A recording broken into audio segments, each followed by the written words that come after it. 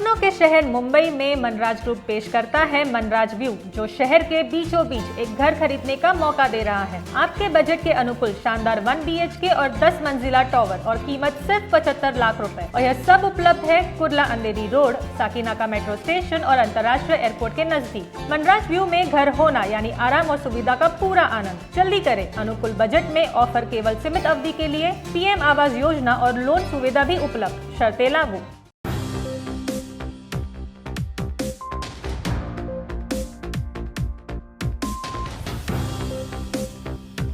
DRV news में आप सभी का स्वागत है। मैं हूं सैयद सलमान और आज हम एक ऐसे विषय पर बात करेंगे जो इस वक्त देश भर में छाया हुआ है। उसके कुछ सकारात्मक पहलू हैं, कुछ नकारात्मक पहलू हैं, उसमें राजनीति है, उसमें बहुत कुछ है, ग्लैमर है, क्राइम है, लेकिन एक मुद्दा है। उसी मुद्दे पर बात करने के लिए हमारे साथ इस वक्त हमारे ख़ास मेहमान मौजूद हैं, जिनका इस विषय पर एक तरह से एकाधिकार रहा है एक दौर में।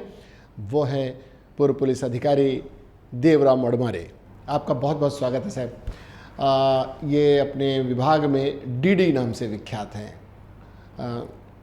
क्राइम के कई मामले इन्होंने हल किए हैं। ये मोका के एक्सपर्ट माने जाते हैं। मोका मामलों के महिला सशक्तिकरण और महिलाओं के खिलाफ जो कानून हैं उस पर ड्रग्स और क्राइम के अन्य विभागों के लिए विशेष लेक्चर्स भी पुलिस अधिकारियों के बीच में ये वडमारे साहब के होते रहते हैं। यानी ये रिटायरमेंट के बाद भी इन्होंने रिटायरमेंट नहीं लिया है। एक सजग पुलिस अधिकारी के रूप में जाने जाने वाले वडमारे साहब मैंने भूमिका इसलिए बनाई क्योंकि कई विषय चर्चा के दौरान हम छुएंगे। ख़ासकर एक विषय इस बीच खूब चर्चा में है आर्यन खान का। इस पूरे मामले के तकनीकी पहलू पर कोई जा ही नहीं रहा है। दो ही चीज़ें दिख रही हैं, आर्यन, क्रूज पार्टी, गिरफ्तारी, समीर वानखेड़े, नवाब मलिक, बस। क्या कहना चाहिए? देखिए, जो समीर वानखेड़े साहब ने जो केस किया है जी, हम अगर एक समाज के एक पहलू के नज़र रखते हुए अगर हम देखते हैं तो वो बहुत अच्छा काम है। हमारे समाज में आजकल जो नारकोटिक्स का प्रभाव होते जा रहा है, यंगस्टर्स उसमें इन्वॉल्व होते जा रहे हैं, ये हमारे देश के लिए अच्छी बात नहीं है। तो ऐसे में ये जो ड्रग्स है इसको कर्ब करना हमारे समाज की जिम्मेदारी है और ज़रूरत है। ऐसे करते वक्त हमारे देश में और बहुत सी संस्थाएं, बहुत से ऑर्गेनाइजेशन है जो कि पर्टिकुलरली ड्रग्स के खिलाफ काम करते हैं। उसमें से सबसे बड़ा नाम उछल के आता है तो नारकोटिक कंट्रोल ब्यूरो का, जो कि देश स्तर पर उसको में काम करता है। उसके बाद हर स्टेट में एक नारकोटिक कंट्रोल यूनिट होता है, नारकोटिक दिस ब्रांच होती है, तो उसमें भी काम किया जाता है। पुलिस स्टेशन लेवल पे काम किया जाता है। कस्टम्स में और ऑफिसर्स होते हैं, वहाँ से नारकोटिक्स के ऊपर केसेस किए जाते हैं। ये नारकोटिक्स के वजह से पूरी देश की जो आने वाली पीढ़ी है वो बर्बाद होती है और वो वन वे ट्रैफिक है। अगर कोई एक बार उसकी लत लग जाती है तो मौत ही उसका आखिरी मुकाम होता है। तो ऐसे में ये काम करना बहुत ज़रूरी है आज के समाज में। समीर वानखेड़े साहब as a representative of narcotic control bureau जो काम कर रहे हैं वो अच्छी बात है, लेकिन मैं as a ex police officer और मैं नारकोटिक्स के जो हमारी ब्रांच है मुंबई पुलिस की, उसमें मैं 5 साल काम कर चुका हूँ जी। और इस 5 साल के दौरान मुझे मौका मिला कि मैं हमारे जो छोटे मोटे ड्रग पेडलर्स है, जो ड्रग कंज्यूमर्स हैं, उससे लेकर तो इंटरनेशनल ड्रग ट्रैफिकर्स को अरेस्ट करने का मुझे मौका मिला। और मैं गर्व के साथ कह सकता हूँ कि मेरा कन्विक्शन रेट जो था, मैं जो केसेस बनाता था उसमें 85% एक्यूज़ को 10-10 साल की सज़ा लगती थी। तो वो करते वक्त हमने एक बात हमने ध्यान में रखी थी कि हमें पब्लिसिटी नहीं चाहिए जी। लेकिन आज के दौर में हम ये देखते हैं जो वाक़या आजकल चल रहा है। अगर आज पेपर उठा के देखो तो पहली न्यूज़ वही आती है जी। कि आर्यन खान को बेल हो गई, आर्यन खान को बेल कब होगी, टीवी चैनल पे वही बातें चल रही है। इसकी मुझे नहीं लगता कि ज़रूरत है। हमें ये देखना है कि हमारे देश में से ये ड्रग्स कैसे नष्ट हो। तो ये जो हमारा नारकोटिक कंट्रोल ब्यूरो अगर केस करता है तो उन्होंने ध्यान रखना चाहिए कि उस कानून के तहत हम अपना काम करें। ये जो अरेस्ट हुए थे सर, ये अरेस्ट का मामला हुआ था, ये ज़रूर कहीं ना कहीं से टिप रही होगी। पुलिस के पास अपने एक खबरी तंत्र होता है, एनसीबी के पास अपना खबरी तंत्र है, वानखेड़े जी उसी तरह का काम कर ही रहे थे। लेकिन जिस तरह से उसमें आरोप लग रहे हैं कि 1300 लोग थे, मात्र कुछ लोगों पर केस किया गया, चूँकि आर्यन खान का उसमें शामिल होना इस केस को एक तरह से जो बिक सकता है समाचार पत्रों के, अभी इस चर्चा से पहले अनौपचारिक रूप से जब अखबारों की सुर्खियाँ हम देख रहे थे, तमाम भाषाओं के अखबारों की पहली खबर है आर्यन की रिहाई की। ये क्या है, ये इस तरह से क्या होना चाहिए था? अगर आर्यन ना होता तो क्या इतना हाइप मिलता इस मामले को? नहीं, मैं नहीं बोल सकता हूँ कि अगर आर्यन खान नहीं होता उसमें तो इतना हाइक नहीं दिया जाता इस न्यूज़ को। तो और मैं बार बार ये कहना चाहता हूँ कि ये नारकोटिक्स का जो एक्ट है ये 1985 में उसका इस्तेमाल करना शुरू हो गया। ये NDPS एक्ट 1985 के नाम से जाना जाता है। और ये जो एक्ट है ये एक्ट बहुत ही स्ट्रिक्ट एक्ट है, और इस एक्ट में जो आपको खबर देता है उसका आइडेंटिटी छुपाना बहुत ज़रूरी होता है। हो सकता है उसको उसके जान को खतरा हो। अभी हम पेपर में देखते हैं कि उसमें सामने कुछ लोग आए हुए हैं और वो कहते हैं कि हमारा नाम अगर उछल गया है तो हमारी जान को खतरा है। ये सही बात है, लेकिन मैं ये चाहता हूँ कि जो भी नारकोटिक्स के केसेस करते हैं, जो भी ऑफिसर्स है या जो भी एजेंसी है, वो ये ध्यान रखे कि वो कानून में जो प्रावधान है उस कानून के तहत ही वो काम करे, ना कि अपनी पब्लिसिटी के लिए काम करे। ये तो कानून तकनीकी रूप से वो कितना उचित था? जितनी मात्रा में मिली है, नहीं मिली है, उनके साथियों के साथ रेड डालना, वो देखिए चूँकि वो अधिकारी हैं, उन्होंने एक स्टडी की होगी, कुछ ना कुछ तो उसमें रूल्स रेगुलेशंस में या कानून में बैठ रहे होंगे, तभी उन्होंने FIR दर्ज की होगी। ठीक है, वो वहाँ तक ठीक है, लेकिन वो जितना लंबा खींचना था मामला, क्या वो उचित था? मुझे नहीं लगता कि ये बातें जो है ये बहुत बड़ा चढ़ा के की जा रही है। नारकोटिक्स में जो narcotic drugs and psychotropic substances act जो है, इस एक्ट में स्मॉल क्वांटिटी, कमर्शियल क्वांटिटी, इसमें फ़र्क किया गया है जी। और इसमें जो कानून के तहत जो कंज्यूम करते हैं उनके ऊपर अलग दायरे में उसमें केस किया जाता है कि वो कानून का वो पर्टिकुलर सेक्शन लगाने के बाद ही उसके ऊपर केस किया जाता है। और उसमें अगर उसको ज़्यादा से ज़्यादा 6 महीने की सज़ा है। आजकल उसमें सिर्फ उसको बॉन्ड पे रिहा किया जाता था, लेकिन ये पर्टिकुलर केस में उसको इतना लंबा चौड़ा बढ़ा चढ़ा के बताया गया है जिसकी ज़रूरत नहीं थी।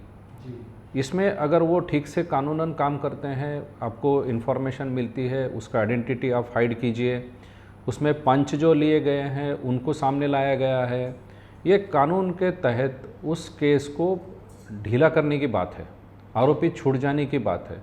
और जब पुलिस अथॉरिटी या कोई भी इन्वेस्टिगेशन ऑफिसर या कोई भी इन्वेस्टिगेशन एजेंसी जब कोई केस बनाती है तो ये सोच के बनाती है कि उसका रिजल्ट ये कन्विक्शन में चला जाए जी, ना कि पब्लिसिटी के लिए चला जाए। तो ये पर्टिकुलर केस में मैं दोनों तरह से बात करूँगा। हाँ जी, कि इसमें जहाँ पर समीर जी का नाम आ रहा है कि उन्होंने केस ठीक से नहीं बनाया, कोर्ट देख लेगा उसमें, बेशक उसमें राजनीति लाई गई है। तो मैं ये नहीं चाहता हूँ कि हमारे राजनीतिक नेता भी इसको खुल चढ़कर उसको ज़्यादा बढ़ावा ना हाँ, दें। कुछ लोगों का तो ये भी लगने लगा ना लोगों को कि शायद आर्यन जल्दी आ जाता अगर उसमें राजनीति इन्वॉल्व न हुई होती। उसका दूसरा पहलू ये कहा जा रहा है कि अगर राजनीति न इन्वॉल्व होती तो शायद आर्यन को और भी लंबा खींच सकते थे। कहने वाले दोनों तरफ से हैं, लेकिन सर एक सवाल जब ये उठता है कि जो पंच बनाया, आपके पास हमने बहुत नज़दीक से आपको देखा है, आपके जैसे अधिकारियों के साथ में रहा है संबंध, तो हमने देखा है कि पंच ज़रूरत जो हैं, जो उस वक्त मौजूद हैं, जो कोर्ट में सच को सच की तरह पेश करेंगे, ऐसे लोगों को आप लोग इन्वॉल्व करते हैं। पंच वहाँ पर भी पंच उन्होंने उसी तरह से किए, लेकिन एक प्रोफेशनल पंच हो जाता है। फिर ये 2 अधिकारी देखिए, 2 पंच में से एक पूरी तरह से मुकर गया, पूरी तरह से उसने अलग अलग बयान दिए। तो इसका इस केस पर क्या असर पड़ेगा? हम जो हो रहा है उस पर बात करते हैं कि अगर हुआ, 2 पंच हैं, गोसावी क्या है अभी उसके संबंध पर बाद में आते हैं, लेकिन गोसावी और साहिल ये दोनों पंच हैं, और पंच में से फिर एक पूरी तरह से मुकर जा रहा है और तरह तरह की वो अपने बयान दे रहा है। इसका आने वाले दिनों में जब ये केस पूरी तरह से बोर्ड पर आएगा तो क्या असर पड़ेगा? देखिए, जब केसेस बनाते हैं तो वहाँ पंच की भूमिका बहुत अहम होती है। और अभी जो महाराष्ट्र में जो कानून है या देश में जो भी कानून है उसमें आपको गवर्नमेंट सर्वेंट को आप पंच ले सकते हैं और पंच की क्रेडिबिलिटी देखनी चाहिए, वो प्रतिष्ठित पंच होना चाहिए। ये सब बातें सभी पुलिस ऑफिसर को या इन्वेस्टिगेटिंग ऑफिसर को मालूम होती है। जब आप पंच लेते हो तो वो इंडिपेंडेंट पंच होना चाहिए, ना तो वो पुलिस की तरफ से बात करे, इन्वेस्टिगेशन एजेंसी की तरफ से बात करे, ना तो एक्यूज़ की तरफ से बात करे। पंच जो है वो इंडिपेंडेंट विटनेस होता है और जो देखा है उसको उतनी ही बातें कोर्ट में बतानी है। और उसका अगर क्रिमिनल बैकग्राउंड आपको पहले पता चलता होता है तो आप उसको नहीं लेना चाहिए उसमें। और एक बात बहुत अहम रखती है पर्टिकुलरली कोई भी सेशन ट्राइबल केस में कि पंच रिपीट नहीं होना चाहिए। अगर वो 2 केस में अगर पंच है तो उसे आप कोर्ट उसका आरोपी का जो वकील होता है उसको वो छुड़ाने में उसको वो हेल्प कर हो सकता है उसमें। अब इस पर्टिकुलर केस में जो पंच का नाम 2-3 बार आया है, एक पंच मुकर गया है, ये तो अभी हमें कुछ पता नहीं है एग्जैक्टली उन्होंने उसको पंच बनाया है या विटनेस बनाया है जी। अभी फ़िलहाल हमको कुछ पता नहीं है, हम सिर्फ मीडिया की बातें और सोशल मीडिया की बातें पे हम चल रहे हैं। लेकिन ये जो बातें हैं इसमें पंच का उसका जो नाम है उसको हाइड करना बहुत ज़रूरी होता है, विटनेस का भी उसको हाइड करना ज़रूरी होता है। हो सकता है इसका लिंक बहुत आगे भी जा सकता है, लेकिन अगर हम इस पर्टिकुलर केस में अगर हम देखते हैं आयन खान के केस में तो इसमें उसके ऊपर चार्ज लगे हैं कि उसने कंज्यूम किया था, उसके पास पोजीशन नहीं मिला है। तो ऐसे में ये केस बहुत ही वीक लगता है कन्विक्शन के रेट से, तो इसे ज़्यादा पब्लिसिटी देने की कोई ज़रूरत नहीं थी। सिर्फ वो कोई बड़े फिल्म स्टार का लड़का है ये मुद्दा सामने रख के उसको पब्लिसिटी दी गई है। हमारे ज़माने में हमने जब नारकोटिक्स में काम किया हमारे पास भी ऐसे बहुत से केसेस आते थे कि हमको बताया जाता था कि ये सेलिब्रिटी ड्रग कंज्यूम कर रहा है। हमारे पास वैसे कुछ नाम भी आ गए थे, लेकिन हमारे तब के जो सुपीरियर ऑफिसर्स थे वो पब्लिसिटी से दूर रहना चाहते थे। हम ये चाहते हैं कि ड्रग हमारे देश से नष्ट हो, ना कि हमको पब्लिसिटी चाहिए। हमको हमारी जो आने वाली पीढ़ी है उसको इस ड्रग से दूर रखना है। इसके बहुत से नेगेटिव रिजल्ट पूरे दुनिया ने देखे हुए हैं। तो हम ये चाहते हैं कि हमारा जो भारत है ये सक्षम भारत बने, हमारी जो पीढ़ी है ये ड्रग के जो जिसे हम बोलते हैं कि एक संकली से बंधा हुआ है वहाँ से वो छूट जाए। बहुत सी कोशिश की है हमने 90 से, जब ये 85 में एक्ट आया तब से लेके तो 2000 तक इसके ऊपर बहुत काम किया गया है और बहुत अच्छा ऑफिसर्स ये एंटी नार्कोटिक सेल में काम कर चुके हैं, नार्कोटिक कंट्रोल ब्यूरो में काम कर चुके हैं और बहुत अच्छी तरह से उसके ऊपर काम किया गया है। और मैं ये बताना चाहूँगा कि ये नार्कोटिक्स कंट्रोल ब्यूरो के जो डायरेक्टर साहब है वहाँ से एक सर्कुलर इशू किया गया है कुछ साल पहले कि ये केस कैसा बनना चाहिए और उसके तहत ही हर स्टेट के narcotic control cell, narcotic drug control bureau, ये सब उसके ऊपर काम करते हैं। ये जो कानून है ये बहुत ही सख्त कानून है। इसमें एक प्रावधान ये भी है कि अगर कोई पुलिस ऑफिसर या इन्वेस्टिगेशन ऑफिसर इस केस को अगर वीक बनाता है या उसके वजह से केस वीक हो गई है, ऐसा अगर कोर्ट उसमें अपना एक जजमेंट देता है तो उस ऑफिसर के ऊपर भी इस कानून के तहत अलग से मुकदमा दर्ज किया जा सकता है। अच्छा, ये स्थिति भी बन सकती है कि अगर दोनों के मान लीजिए कि कागजात की बुनियाद पर केस वीक लगता है तो जांच अधिकारी भी जांच के दायरे में आ जाएगा। उसमें स्पेसिफिक सेक्शन है इसमें कि जिसमें 58-59 सेक्शन है। अगर कोई इन्वेस्टिगेटिंग एजेंसी ड्रग किसी के पास है और उसमें अगर कोई झूठा केस भी अगर बनाता है तो उसके अंडर एक प्रावधान है सेक्शन 58 में कि अगर वो झूठी सर्च करता है, झूठा कागजात बनाता है तो वो 59 सेक्शन में उसमें कानूनन कार्रवाई की जा सकती है। अगर कोर्ट में केस चला जाता है, कोर्ट में उसका सब पूरा इन्वेस्टिगेशन पूरा होने के बाद जब चार्जशीट फाइल की जाती है उसका ट्रायल चलता है और ट्रायल के बाद जब जजमेंट आता है, अब उस जजमेंट में अगर हमारे जज साहब ने एक ऐसा अनुमान लगाया उसमें अगर वो इस रिजल्ट पे आ गए कि इस केस को अगर आरोपी को हमको छोड़ रहे हैं हम तो इसमें पुलिस ऑफिसर जो इन्वेस्टिगेटिंग ऑफिसर है उसने गलतियां की है और उसके वजह से मैं आरोपी को छोड़ रहा हूं। तो ऐसे मामले में पर्टिकुलर ऐसे पॉइंट में उस ऑफिसर के खिलाफ सेक्शन 59 ऑफ एनडीपीएस एक्ट के तहत कानूनन बाकायदा केस दर्ज किया जाता है और उसके ऊपर 3 साल की सज़ा उसको हो सकती है।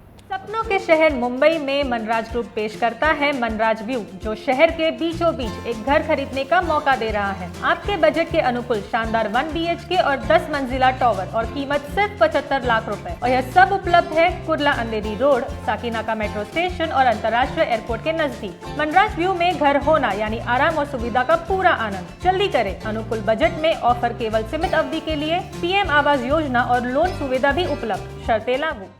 अब सर एक ड्रग लेने वाला है, कंज्यूम करने वाला है, ड्रग पेडलर है, फिर वो उससे बड़े एक गैंग है, फिर वो कहाँ से अंतर्राष्ट्रीय गिरोह से लाते हैं, कैसे आता है, ये स्टेप बाय स्टेप सीढ़ियाँ हैं। तय भी है कि कितने ग्राम किसने कंज्यूम किया है तो उसको कितने दिन की सज़ा है, कैसे बर्न पे छूटता है, पेडलर के लिए क्या तय किया गया है, उससे ऊपर की जो इकाइयाँ हैं उनकी अपनी ड्रग सप्लाई करने वालों की।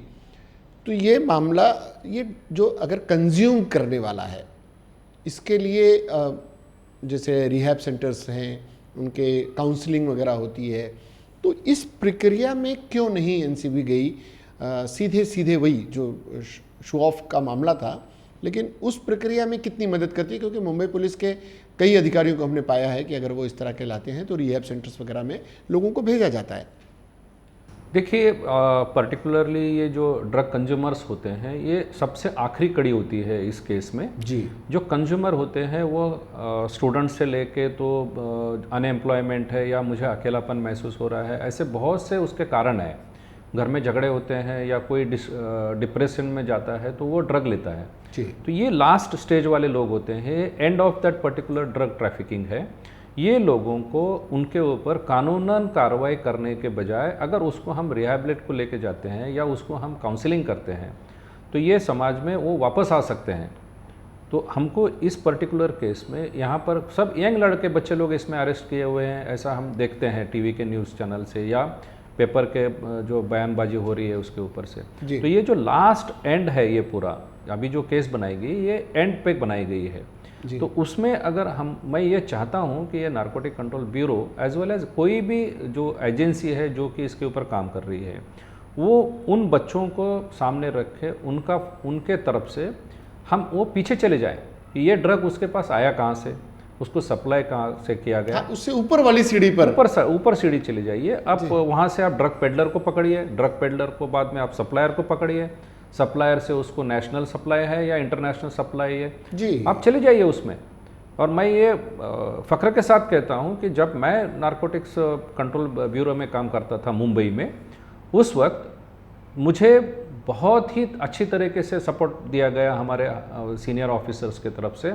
उसमें मैं नाम लेना चाहूँगा हमारे मरहूम देश के जो शहीद थे श्री हेमंत करकरे साहब, उन्होंने मुझे चुन के उसके पर्टिकुलर डिपार्टमेंट में लिया था और मैं उनके विश्वास के ऊपर पूरा खरा उतरा था।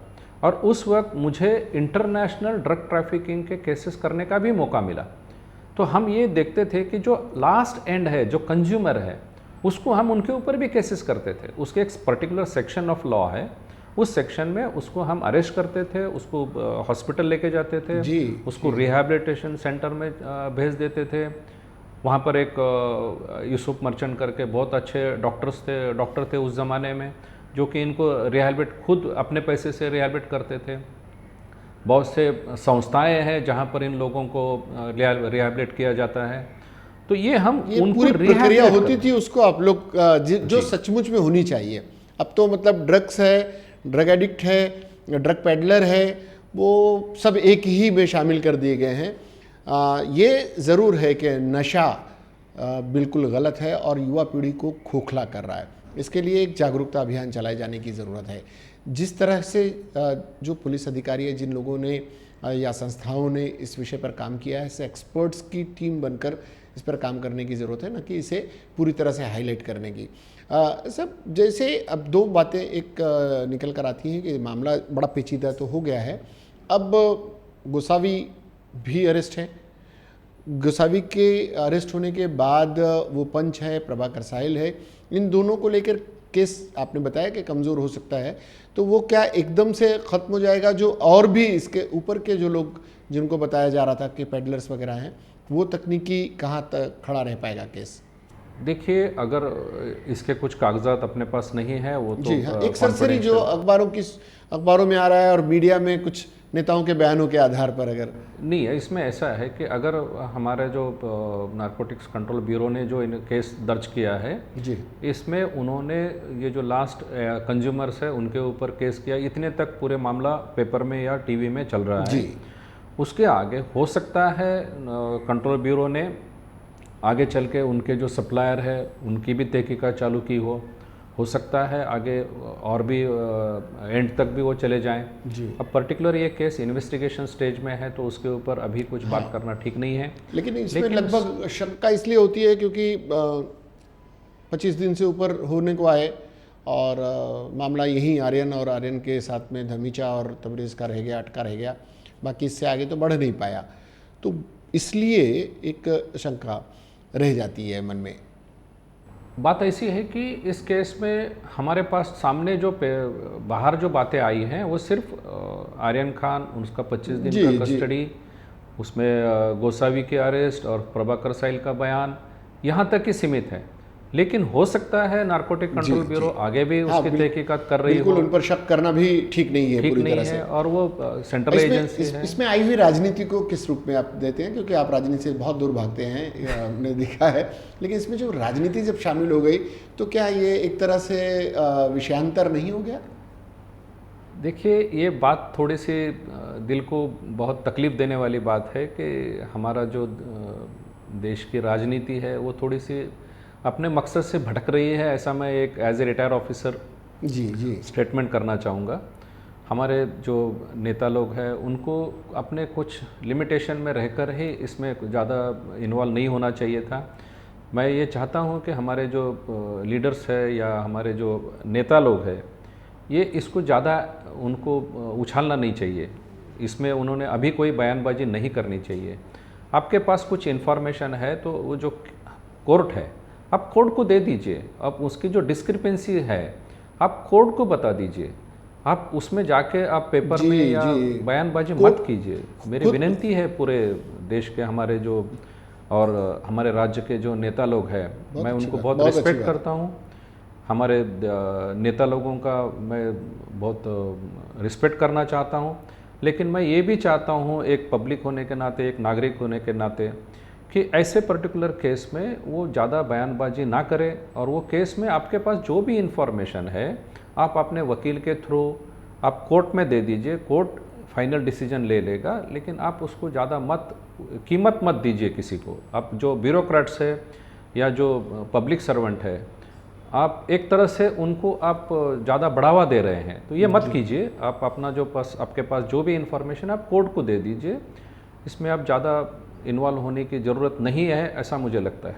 चलते चलते एक बात कहना चाहेंगे सर कि मान लीजिए कि देवराम वडमारे साहब, डी वडमारे, आप नेम प्लेट रखी हुई है और इस केस के जांच अधिकारी हैं और आपको टिप मिल रही है क्रूज पर आर्यन खान एंड मंडली आ रही है, आपका प्लान ऑफ एक्शन क्या होता और क्या करते? चलते चलते बताएं क्या होता और क्या हो सकता था। देखिए, मैं ऐसे बहुत से केसेस कर चुका हूँ। मेरे पास एक बहुत अच्छी टिप थी कि एक फॉरेनर इंटरनेशनल एयरपोर्ट से यूनानी मेडिसिन में ड्रग लेके जाने वाला है और वो इन्फॉर्मेशन मिलने के बाद वो कानून में जो प्रावधान है, जो नॉर्म्स है, उसको फॉलो करते हुए मैंने उस इंटरनेशनल जो जाने वाला पैसेंजर था उसे इंटरसेप्ट किया और उस केस में मैं कोई पंच सामने से लेके नहीं गया था, उसको इंटरनेशनल एयरपोर्ट पे उसे मैंने डिटेन किया और वहाँ जो एयरलाइन ऑफिसर्स है वहाँ के और जो एयरपोर्ट मैनेजर है उनको मैंने वहाँ पर पंच बनाया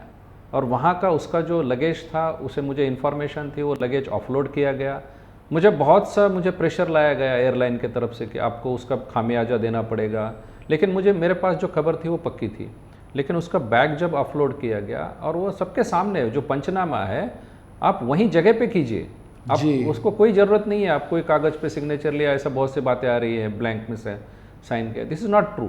जी। आप वहाँ बैठ के पंचनामा कीजिए। उस पंचनामे में आप वहाँ के लोकल लोग जो है उनको आप बताइए कि इसके पास ड्रग, मुझे शंका है इसके पास ड्रग है, आप वहाँ पर पंचनामा कीजिए। मैंने वो पंचनामा किया, वो केस चला कोर्ट में, और उस केस में मुझे ये पता चला गया कि वो जो पैसेंजर है उसे फंसाया गया था, उसके बैग में किसी ने ड्रग प्लांट किया था। तो मैं जिसने प्लांट किया उसको मैंने गुजरात जाके उसको पकड़ के लाया, और उस बंदे को 10 साल की सज़ा हो गई। तो जो न्यूट्रल काम करते हैं, जो पर्टिकुलरली नारकोटिक कंट्रोल ऑफिसर्स है इसके ऊपर काम करने वाले, मैं उनसे ये चाहता हूँ कि वो न्यूट्रल काम करे, ना कि वो कोई पार्टी के तरफ से काम करे या कोई एजेंसी की तरफ से काम करे, सेंट्रल गवर्नमेंट से काम करे या स्टेट गवर्नमेंट से काम करे। आप एक इन्वेस्टिगेटिंग ऑफिसर है या पुलिस ऑफिसर है, आप कानून में जो लिखा है आप कानून को पकड़ के चलिए, आप ना कि अपने पब्लिसिटी के लिए लेके चलिए। ऐसे बहुत से केसेस है। मेरा एक केस था जिसमें कि मैंने 1,500 किलो मैंड्रेस पकड़ा था गुजरात में। जी। केस मेरा मुंबई का था, लेकिन मैं उसे इन्वेस्टिगेशन के तहत मुझे पता चला कि बड़ी फैक्ट्री है गुजरात में। गुजरात पुलिस की हेल्प ली गई, कानून में रहकर उसमें काम किया गया। 1,500 किलो मैंड्रेक्स, ट्रक भर के मैंड्रेक्स मैं मुंबई ले आया। उसमें हर आदमी को 10-10 साल की सज़ा हुई। उसकी कोई पब्लिसिटी करने की हमको ज़रूरत नहीं पड़ी, लेकिन वो ड्रग डिटेन किया गया, वो नष्ट किया गया, और हमारी एक बर्बाद होने वाली पीढ़ी है उसको मैंने बचाने के लिए कुछ काम किया गया। तो आप पब्लिसिटी मत कीजिए, और इसमें मेरी एक रिक्वेस्ट है कि इसमें कोई राजनीति भी ना लाई जाए। देखिए, हमने इसीलिए न किसी का नाम लिया, न किसी राजनीतिक दल का नाम लिया, न किसी विशेष जो इनके बीच में चल रहा है, क्योंकि वडमारे साहब की ये शर्त थी कि बात तो करूँगा पर राजनीति पर नहीं। ये बहुत कम लोग होते हैं। अब तो वो रिटायर हो गए हैं, उनके पास सारे अधिकार हैं, वो एक आम नागरिक की तरह किसी पर भी टीका टिप्पणी कर सकते हैं, लेकिन एक बैलेंस्ड बात करना उनकी आदत में शुमार रहा है, और हम लोग बहुत ही अपने किशोरावस्था से उन्हें देख रहे हैं, और उनके अनुभव से हम लोगों ने भी बहुत कुछ सीखा है। वडमारे साहब, आप आए, आपने बातें की, और आपने एक नई पीढ़ी को लेकर जो चिंता जताई है, उम्मीद करते हैं इस दिशा में हम मिलकर भी कुछ बेहतरीन कार्य करेंगे, और DRV न्यूज़ के माध्यम से अन्य जो संस्थाएं हमारे साथ धीरे धीरे जुड़ रही हैं, रिहैब सेंटर्स हमारे पास आए हैं, हमने उनके इंटरव्यूज़ किए हैं। इस तरह के जो साइकेट्रिस्ट हैं, जो डॉक्टर्स हैं, वो हमारे साथ जुड़े हैं और इस विषय पर लगातार हमारे साथ संपर्क में हैं। हम इस दिशा में एक पैरेलल, एक अच्छी जो पहल हो सकती है नशा मुक्त देश की, उसमें जो भी थोड़ा सा योगदान है, उसमें हम चाहेंगे कि वो आपके साथ में भी हम जुड़ें और आपको अपने साथ जोड़ने का प्रयास करें। आप आए, आपने अपनी बातें रखी, और बहुत बेहतरीन तरीके से आपने इस केस के तकनीकी पहलुओं को बड़ी खूबसूरती से समझाया कि केस हो सकता था, क्या होता, क्या होना चाहिए था, क्या हुआ और क्या नहीं होना चाहिए था। बहुत बहुत शुक्रिया आपका हमारे साथ स्टूडियो में जुड़ने के लिए। दोबारा फिर हम आपको तकलीफ देंगे। बहुत बहुत शुक्रिया। ये थे देवराम वडमारे साहब, पूर्व पुलिस अधिकारी, जो इस मामले के एक्सपर्ट ही रहे हैं। लगभग 5 साल तक नारकोटिक्स डिपार्टमेंट में काम किया है। उन्होंने क्राइम ब्रांच में काम किया है, उन्होंने रेलवे पुलिस में काम किया है, उन्होंने ग्रामीण इलाकों में बहुत काम किया है और अपनी सेवाएं दी हैं। ऐसे अनुभवियों के माध्यम से हम आप तक वो बातें पहुंचा रहे हैं जो इस मुद्दे का तकनीकी पक्ष है। आपको ये कार्यक्रम कैसा लगा? आपको वडमारे साहब से कुछ पूछना हो, कहना हो, लिखना हो, उनसे कोई राय मशवरा करना है तो आप हमारे चैनल को लाइक करें, DRV न्यूज़ को लाइक करें, सब्सक्राइब करें, और कमेंट बॉक्स में जाकर अपनी बात रख दें। हम वडमारे साहब तक ज़रूर बात पहुंचाएंगे और उसके माध्यम से आप तक जवाब भी पहुंचाने का प्रयास करेंगे। बहुत बहुत एक बार फिर आपका शुक्रिया वडमारे साहब। वडमारे साहब को, सैयद सलमान को, DRV न्यूज़ की पूरी टीम को दीजिए इजाज़त। इसके बाद भी खबरों और कार्यक्रमों का सिलसिला जारी रहेगा। देखते रहिए DRV न्यूज़। जय हिंद।